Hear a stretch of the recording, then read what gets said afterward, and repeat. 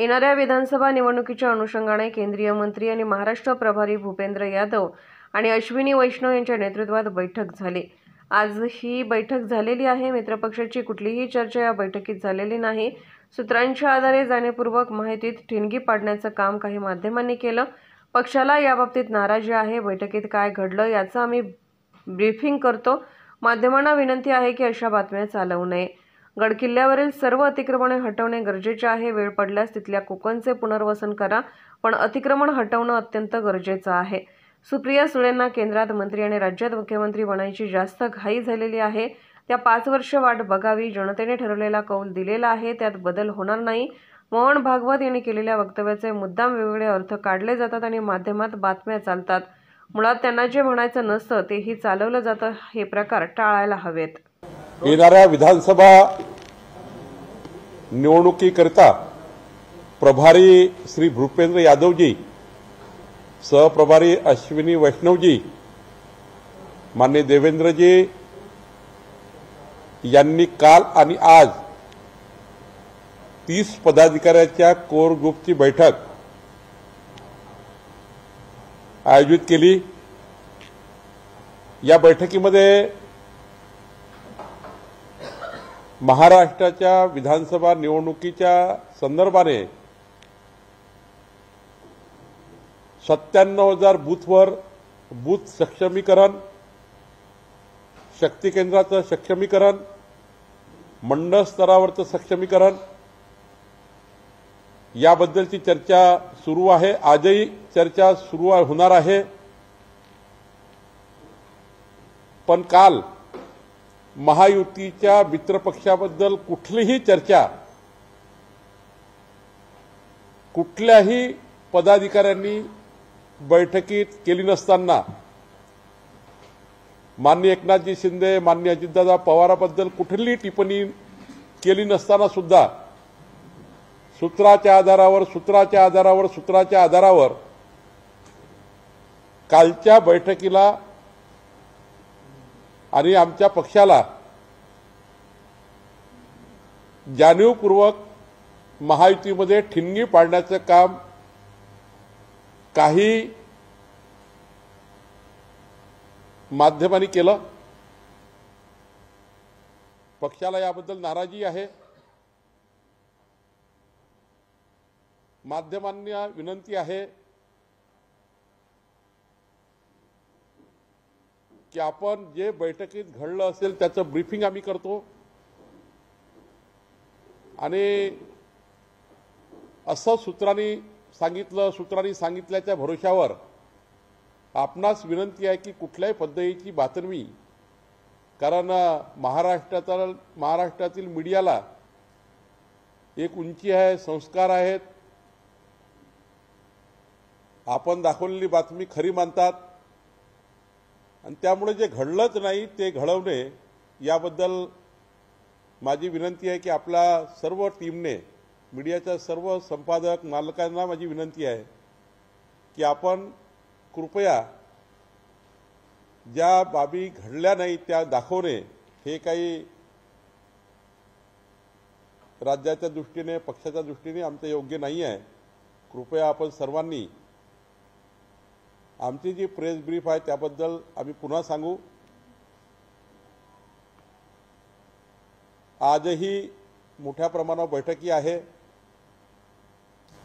21 तारखेला होणाऱ्या अधिवेशनाबद्दलची चर्चा आहे। 5300 कार्यकर्ते, नेते या बैठकीला, अधिवेशनाला पुण्यामध्ये हजर राहणार आहेत। माननीय नितीन गडकरीजी पहिल्या सत्राचा समारोप करणार आहे आणि या संपूर्ण अधिवेशनाचा समारोप माननीय अमितभाई शाह करणार आहेत। याबद्दलची योजना आम्ही तयार केली आहे। पुणेच्या अधिवेशनातनं 5300 प्रतिनिधी ऊर्जा घेऊन जातील। राज्यातल्या शिंदे फडणवीस अजितदादा सरकारने, महायुती सरकारने सर्व घटकाकरता जी बजेटच्या माध्यमातून तरतूद केली ती तरतूद समाजाच्या शेवटच्या माणसापर्यंत पोहोचवतील आणि एकंदरीत केंद्र सरकार, राज्य सरकारच्या डबल इंजिनचा फायदा या महाराष्ट्रातल्या सरकारच्या माध्यमातून जनतेला कसा होईल याचीही चर्चा झाली। विधानसभेसोबतच येणाऱ्या जिल्हा परिषद, पंचायत समिती, नगरपालिका, महानगरपालिका आणि ग्रामपंचायत निवडणुकीमध्ये महायुतीच्या उमेदवारांनी पुढच्या काळामध्ये ज्या निवडणुका आहेत त्या निवडणुकीमध्ये पंचायत निवडणूक लढण्याची सुद्धा योजना आम्ही तयार केली।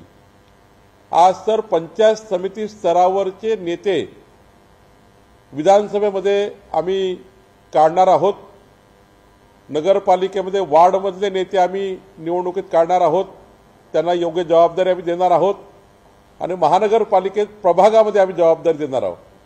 त्यामुळे विधानसभेच्या निवडणुकीमध्येच पंचायत समिती, जिल्हा परिषद, ग्रामपंचायत आणि महानगरपालिकेच्या निवडणुकीची तयारी आम्ही करतो आहे।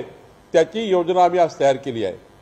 म्हणजे विधानसभा निवडणुकीसोबत महानगरपालिका, जिल्हा परिषदच्याही निवडणुकीची तयारी आम्ही केली आहे।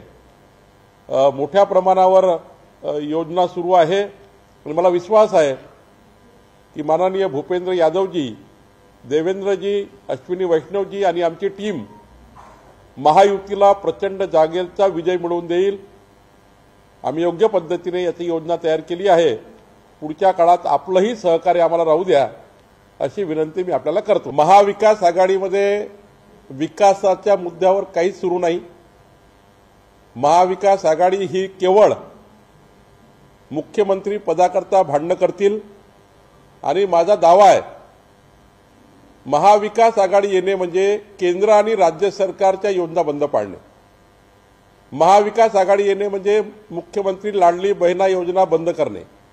महाविकास आघाडी येणे म्हणजे शेतकऱ्याचं वीज बिल जे माननीय देवेंद्रजींनी माफ करण्याचा निर्णय घेतला ती योजना बंद पाडणे।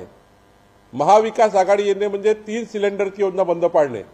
महाविकास आघाडी येणे म्हणजे सोयाबीन आणि कापसाच्या लोकांना 5000 रुपये दिले ते बंद पाडणे। मी तुम्हाला दाव्याने सांगतो महाविकास आघाडी केवळ आणि केवळ मोदीजीच्या सरकारच्या योजना बंद पाडेल। महाविकास आघाडी देवेंद्रजी, अजितदादाच्या सरकारच्या, एकनाथ शिंदेच्या योजना बंद पाडतील आणि यांचं षडयंत्र आहे या महाराष्ट्राचं वाटोळे करण्याचं। यांना दिवसभर राजकारण करायचं आहे, विकासावर बोलायचं नाही आहे।